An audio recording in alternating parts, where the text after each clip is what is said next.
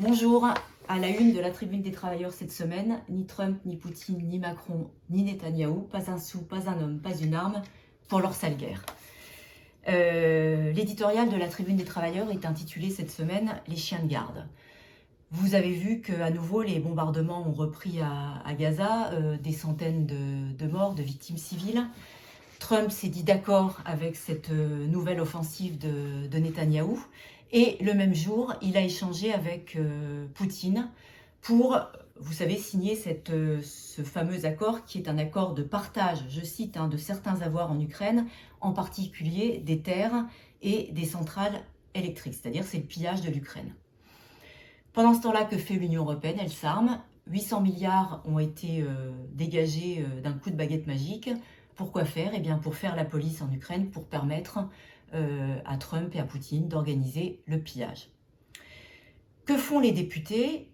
Certes, certains ont voté contre la dernière résolution permettant d'armer et de livrer des armes à l'Ukraine, mais tous ont dit la même chose, on est d'accord pour que des soldats français, quelle que soit la forme, aillent en Ukraine.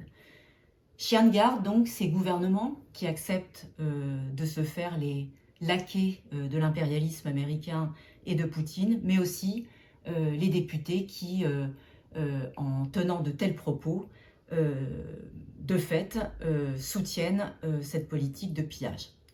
Alors, certes, certains se diront contre la guerre à Gaza, mais on ne peut pas être contre la guerre à Gaza et pour la guerre en Ukraine, parce que pour le Parti des travailleurs, ce sont certes deux fronts, mais une seule et même guerre impérialiste.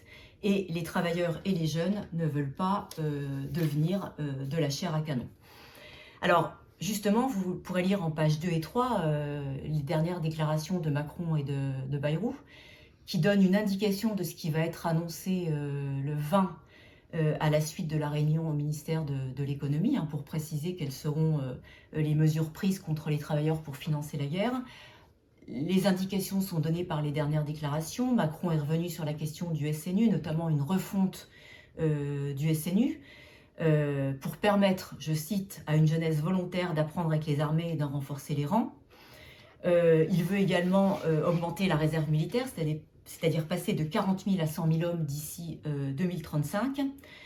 Et puis, Bayrou, vous l'avez entendu, a annoncé qu'il était hors de question de revenir sur l'âge de départ à la retraite, un âge fixé à 64 ans par la réforme de Borne votée en 2023.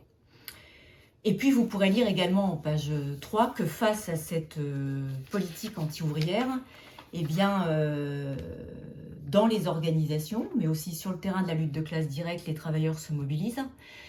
Un militant CGT et un militant FO expliquent les raisons pour lesquelles ils pensent qu'il faut lutter pour les revendications, c'est le meilleur moyen de lutter contre la guerre. Et surtout, ils insistent sur la nécessité d'organiser la mobilisation unie pour faire reculer le gouvernement sur sa politique anti-ouvrière.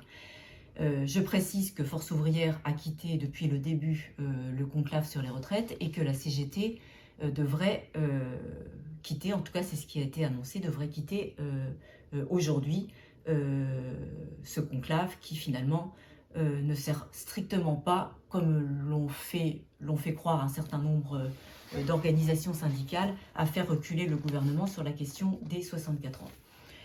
Vous pourrez lire en page internationale 12 et 13, bien sûr, la situation à Gaza, dont j'ai parlé tout à l'heure. Un petit article également sur l'Ukraine qui revient sur à quoi ont servi ces fleuves de sang, à part à organiser le pillage du pays.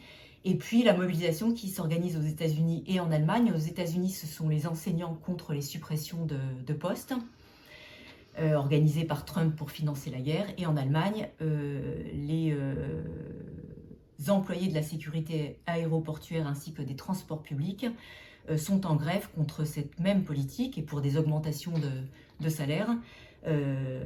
Et effectivement, pour combattre la guerre, ils défendent leurs revendications et c'est effectivement le meilleur moyen.